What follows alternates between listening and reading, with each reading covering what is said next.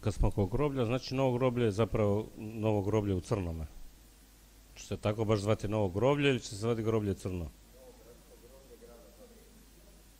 Mhm. Dobro. Isto kao kolegu Bausa, dovršetak arheoloških istraživanja na gradskoj tržnici, mislim da smo odvojili u 2018. koliko, negdje oko 1,5 milijuna ili 1,5 milijuna i sad još dodatno 500. A i su radovi počeli ili se... Dobro. Ok.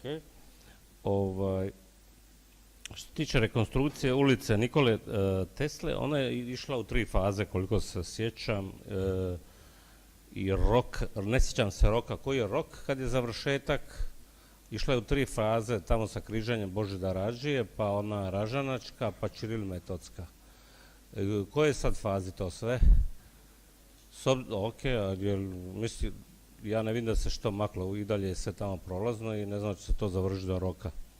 Tamo i dalje se prolazi sa Božidarom Ađijom, ništa se nije maklo.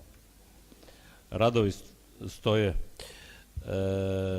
Nastavak ceste Nenad Matak, to sad ne znamo koliko je nastavak, metar, kilometara ili nešto u nekoj daljini kolika je, jer me zanima, vidim da ste planirali i rasvjetu za tu, ulaganje su 400.000 kuna, a za rasvjetu ide 100.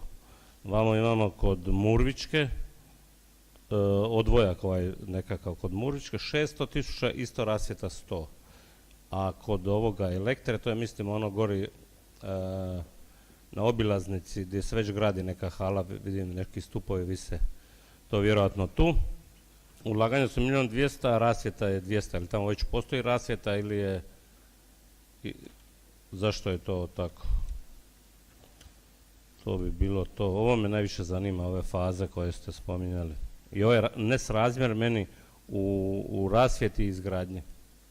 Vamo 400, 100 rasvjeta, 600, 100 rasvjeta i vamo 1.200.000 rasvjeta.